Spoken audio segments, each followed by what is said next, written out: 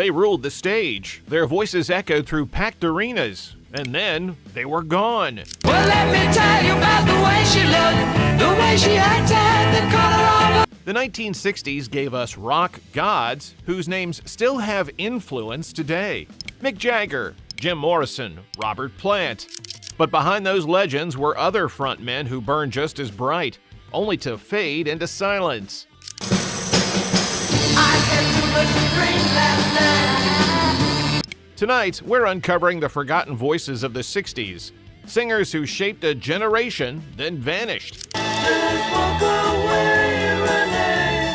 You want to be. Some lost everything, some walked away, and one story, the bonus at the end, became one of rock's strangest legends. Let's get into it. Number 8.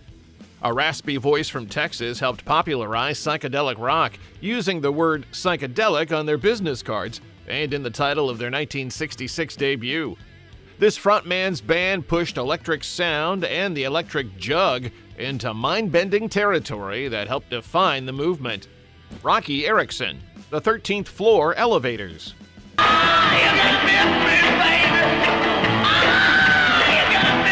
Roky Erickson didn't just sing psychedelic rock, he lived it, breathed it, and ultimately was consumed by it. As frontman of the 13th Floor Elevators, Erickson helped create the template for mind-bending rock music that would define the late 1960s counterculture. Formed in Austin in 1965, the 13th Floor Elevators were unlike anything audiences had heard. Their 1966 debut album was the first to use psychedelic in its title. You're Gonna Miss Me reached number 55 on the Billboard Hot 100, establishing Erickson as one of rock's most compelling and dangerous frontmen.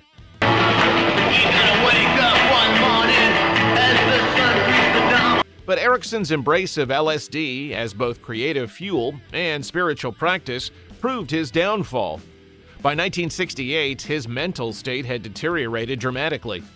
Arrested for marijuana possession in 1969, he chose to plead insanity rather than serve prison time, leading to years of psychiatric hospitalization and electric shock therapy. The band disbanded in 1969, and Erickson spent the next 3 decades battling mental illness. The wide-eyed prophet of psychedelic rock had effectively vanished from the music world he'd helped create.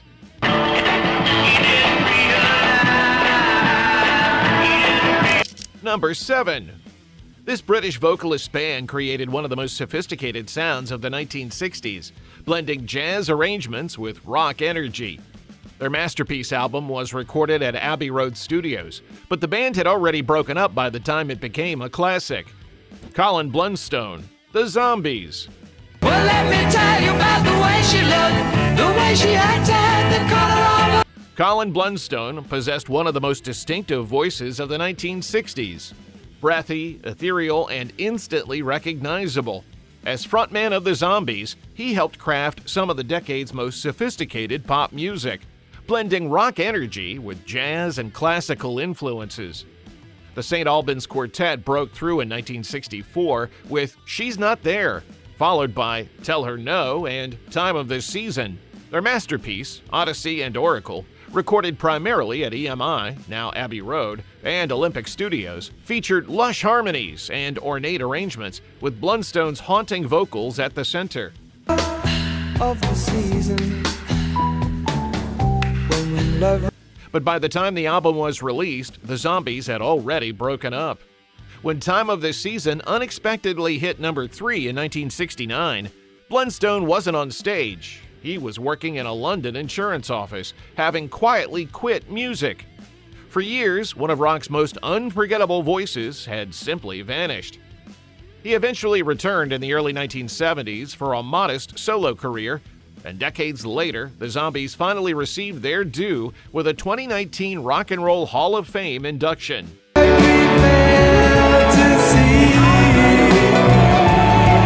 Number 6. A teenage voice from Memphis created one of the greatest blue-eyed soul records ever made. This frontman's band spent 4 weeks at number 1, but he had bigger artistic ambitions that would lead him away from commercial success. Alex Chilton, The Box Tops. About the good love you gave me. At just 16, Alex Chilton had a voice that sounded decades older. Raw, soulful, and world-weary.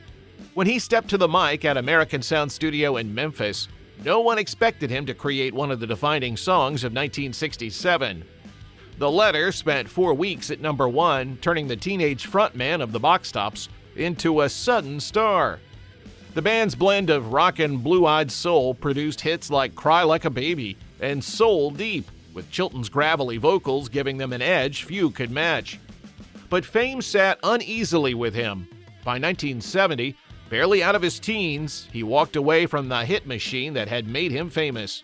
Now take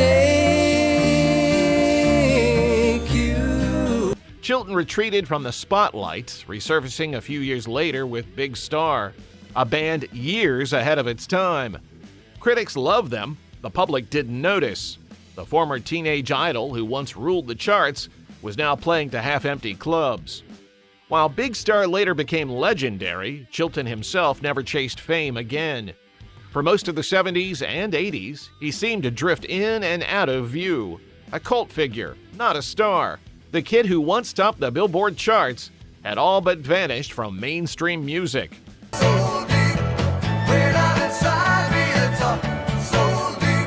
Number 5.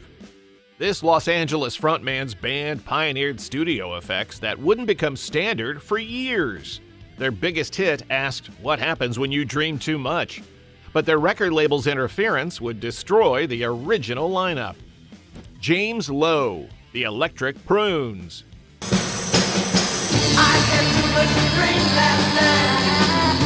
James Lowe's voice cut through the psychedelic haze of 1967 like a knife. As frontman of the Electric Prunes, Lowe helped pioneer the use of fuzz boxes, reverb, and studio effects that were revolutionary for their time. Their 1966 single, "I Had Too Much to Dream Last Night," established them as psychedelic rock pioneers. The song's opening guitar riff, drenched in reverb and distortion, was unlike anything on the radio. The track reached number 11 on the Billboard Hot 100 and became a defining song of the psychedelic movement.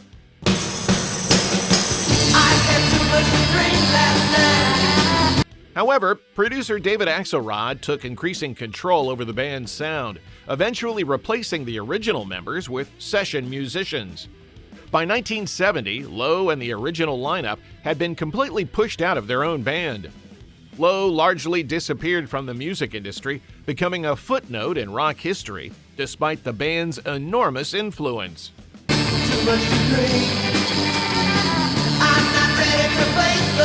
Number 4. A powerhouse voice from East London helped bridge the gap between mod and hard rock. This diminutive frontman's band created some of the heaviest sounds of the late 1960s. But his perfectionism and volatile personality would drive away his most talented collaborators. Steve Marriott, Small Faces, Humble Pie.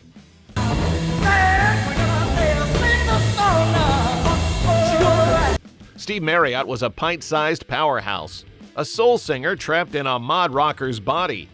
As frontman of the Small Faces, he helped define the sound of swinging London with hits like All or Nothing, Tin Soldier, and Itchycoo Park. His gritty, explosive voice was so powerful that Robert Plant once called him a major influence. But Marriott's fiery temper and perfectionism tore the band apart just as they reached their peak. After leaving in 1969, he formed Humble Pie with Peter Frampton, chasing heavier sounds and bigger stages. For a brief moment, it worked. Performance, Rockin' the Fillmore, made him a star in America.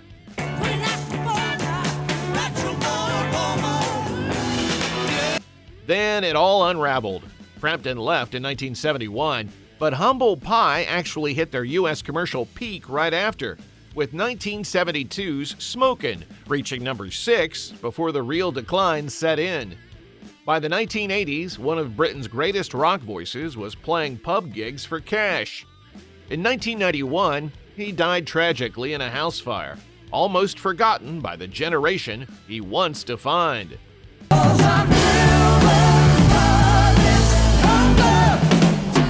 Number 3. This band's frontman helped create the jangly guitar sound that defined folk rock. Their electric version of a Bob Dylan song created an entirely new genre, but constant lineup changes plagued them throughout their career. Gene Clark, the Byrds.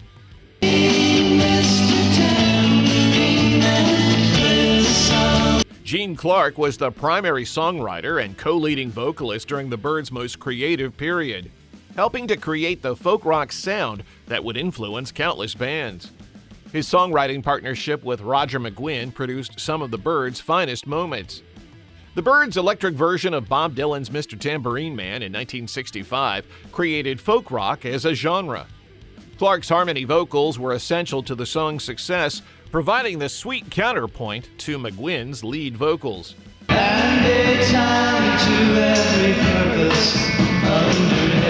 However, Clark's fear of flying severely limited his ability to tour. He left the Byrds in 1966, just as they were reaching their commercial peak.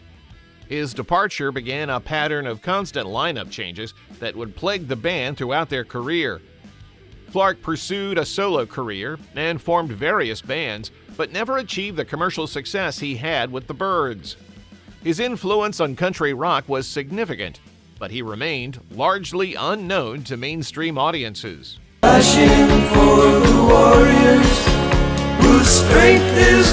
Number 2. A teen singer from New York helped pioneer baroque pop with orchestral arrangements that influenced the Beatles. This frontman's band created miniature symphonies, but internal warfare destroyed them almost immediately. Steve Martin Caro, The Left Banke.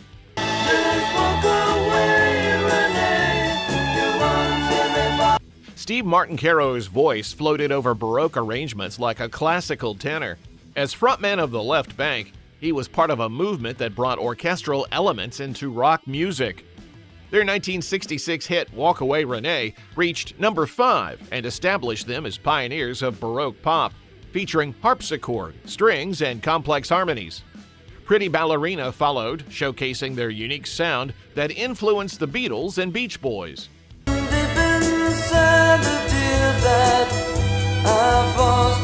However, internal conflicts destroyed the band almost immediately. Keyboardist Michael Brown and Caro clashed constantly over creative control.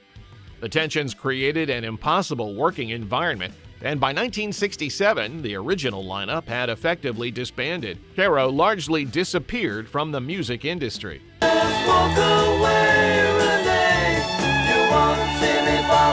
Number 1. A voice that could shift from tender vulnerability to primal scream helped define an entire generation. This frontman's band created some of the 1960s most innovative music, but his increasing paranoia and erratic behavior led to his disappearance. Arthur Lee, Love. You say you love me, but you know, love is more than what. Arthur Lee was one of rock's most enigmatic frontmen, creating some of the 1960s most innovative music with his band, Love. His voice could convey both cosmic wonder and urban paranoia, perfectly capturing the contradictions of the psychedelic era. Love formed in Los Angeles in 1965 as one of the first racially integrated rock bands. Their early singles like 7 and 7 Is established them as one of the most exciting bands on the Sunset Strip.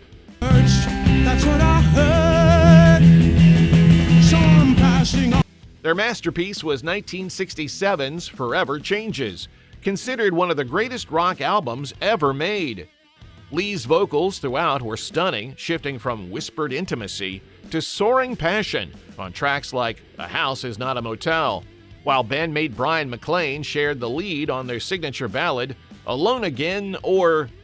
However, Lee's increasing paranoia and drug use began affecting the band. He became convinced that race riots were imminent and rarely left his house. By 1968, the original Love lineup had disbanded, with Lee spending much of the following decades in relative obscurity. On what I have learned. Bonus entry: Skip Spence, Moby Grape.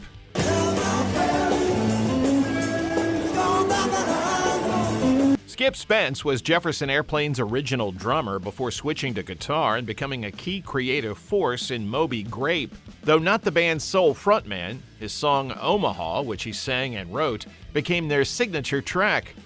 Heavy drug use led to a psychotic episode in 1968 when he allegedly attacked bandmate Don Stevenson with a fire axe.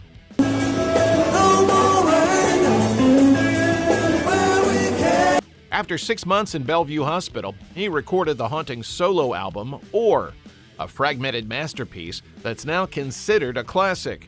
After that, Spence essentially vanished, occasionally spotted homeless in Santa Cruz. A tragic figure who couldn't survive the decade's excesses.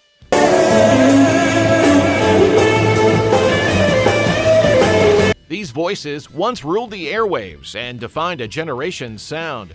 Their stories remind us that talent doesn't guarantee lasting success. Which of these forgotten frontmen do you think deserves to be remembered most?